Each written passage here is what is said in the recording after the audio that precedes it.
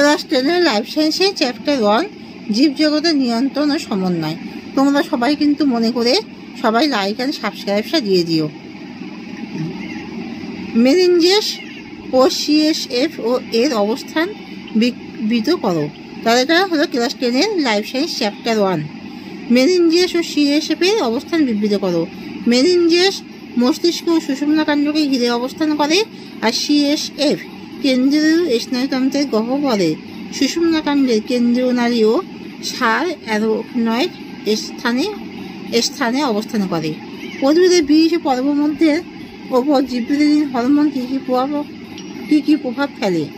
জিবরেলিন বীজের সুপ্তদশা ভঙ্গ করে অঙ্কুরোদ্গমে সাহায্য করে। জিবরেলিন উদ্ভিদের পর্বমধ্যে দৈর্ঘ্য বৃদ্ধি ঘটায়। প্রক্রিয়াগুলোকে বিভিন্ন প্রতিসারক মাধ্যমগুলির নাম ক্রমানুসারে লেখো। কর্নিয়া, অ্যাকুয়াস হিউমার লেন্স আর ভিট্রিয়াস হিউমার। অ্যাকশন ও ডেনড্রনের পার্থক্য লেখো। গঠনগত আর কার্যগত নিম্নলিখিত বৈশিষ্ট্যের ভিত্তিতে। অ্যাকশন সাধারণত শাখাহীন, কিন্তু ডেনড্রন শাখা প্রশাখাযুক্ত। অ্যাকশনের কাজ হলো স্নায়ু স্পন্দন কোষদেহ থেকে পরবর্তী স্নায়ুকোষে বহন করা, আর ডেনড্রনের কাজ হলো স্নায়ু স্পন্দন গ্রহণ করে প্রাণীর দেহে পাঠিয়ে দেওয়া।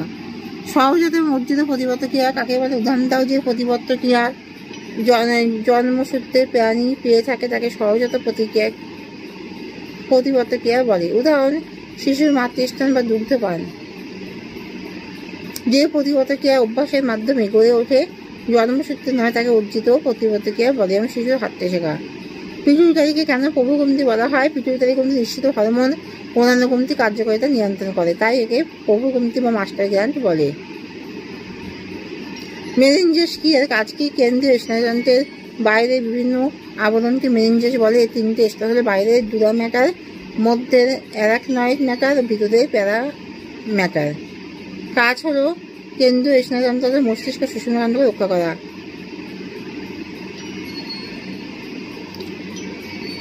গমনের যে কোনো তিনটি উদ্দেশ্য লেখো। গমনের তিনটি উদ্দেশ্য: খাদ্যান্বেষণ, সমাজের প্রাণী এবং নিম্ন শ্রেণীর কয়েকটি উদ্ভিদ তার ভলবশ খাদ্য সংগ্রহের জন্য এক জায়গা থেকে অন্য জায়গায় গমন করে।